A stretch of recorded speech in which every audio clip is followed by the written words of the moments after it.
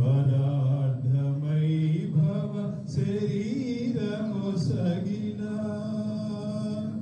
పరార్థమై భవ శరీరము సగిన పరోపకార సమానులెవరు నీ సమానులెవరు ప్రభో సమానులెవరు ప్రభో.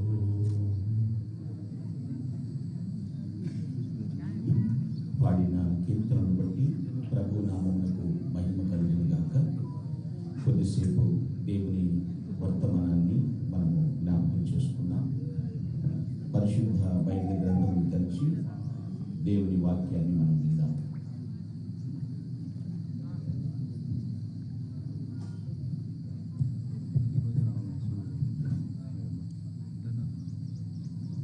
ప్రభువునందు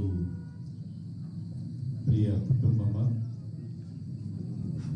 ప్రభువైన యేసుక్రీస్తు అతి మధురమైన నామంలో శ్రీ కీర్తిశేషుడు మరువరాని మరపురాని చెరపురాని ముద్రించి ఈ ఉభయ ఆంధ్రప్రదేశ్ రాష్ట్రాలలో తనదంటూ ఒక ప్రతిష్టతను స్థాపించిన కీర్తిశేషులు శ్రీ వైఎస్ రాజశేఖర రెడ్డి గారి కుటుంబం అంతటిని చేరవచ్చిన తల్లిని, కుమారుడిని, కోడలు, చేరవచ్చిన బంధువులు, మిత్రులు, అభిమానులు, ఆత్మాభిమానులు అందరికీ, మీడియా వారికి కూడా యేసుక్రీస్తు నామమున వందనములు, శుభములు తెలియజేయగా. వాక్య భాగంలో సామెతల గ్రంథం 10వ అధ్యాయం 7వ వచనంలో ఒక మాట రాయబడి ఉన్నది. అది మనందరికీ ఒక సార్వత్రిక ఆశీర్వాద వాక్యముగా ఈ వాక్యము మనతో మాట్లాడబోతుంది. ఇది వైఎస్ రాజశేఖర రెడ్డి గారి కుటుంబ సభ్యులకు అది దీవెనకరముగా ఈ సమయంలో సమయాన్ని వెచ్చించి ఈ స్థలంలో చేరినటువంటి ప్రతి ఒక్కరికి ఆశీర్వాదయోగ్యంగా ఉండగలిగినట్టు ఈ మాట మనతో మాట్లాడుతుంది. ఏమిటనగా నీతిమంతుని జ్ఞాపకం చేసుకున్నట ఆశీర్వాదకరం. నీతిమంతుని జ్ఞాపకం చేసుకున్నట ఆశీర్వాదకరం. దేవుని యందు ప్రియ బిడ్డలారా, ఈ నీతిమంతులు ఎవరు అని ఆలోచన చేస్తే దేవుని యందు భయభక్తులు గల వారు, ఆ దేవుని ఆజ్ఞను బట్టి ఆనందించేవాడు నీతిమంతుడు.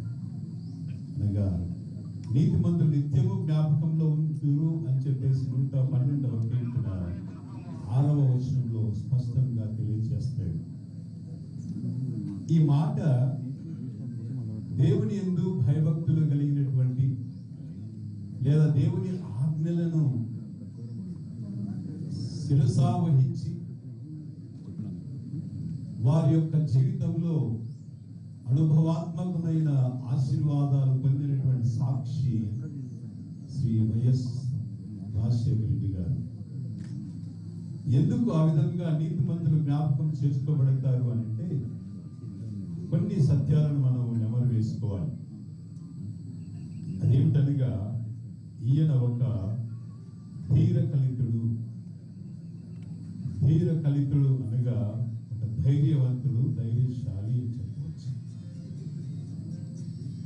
దూషణలు మేలైన భూషణలు గాను, అవమానాలు బహుమానాలు గాను, వేల కోలాలు చంద్రహారాలు గాను, నిర్ణయ దుష్టులే ముత్యాల హారాలు గాను, సరాలు గాను, నిందలు సుగంధ పూతలు గాను, తలంచి తప్పించి జీవితమంతా జీవించి ప్రభువు యొక్క కృపామృత దృష్టిలో పడినటువంటి వారి జీవిత ధ్యేయమును సఫలం చేసుకున్న సజీవ సాక్షి శ్రీ వైఎస్ఆర్.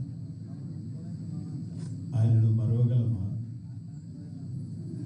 తన ఆశలను, ఆశయాలను, కలలను, కార్యాలను వాగ్రూపంలో వెల్లడించిన ప్రశస్తమైన తనలోని తొలి భావాలను దేవుని గూర్చినవే, అది దేవుని నుండి పొందినవే, అవి కాదంటామా?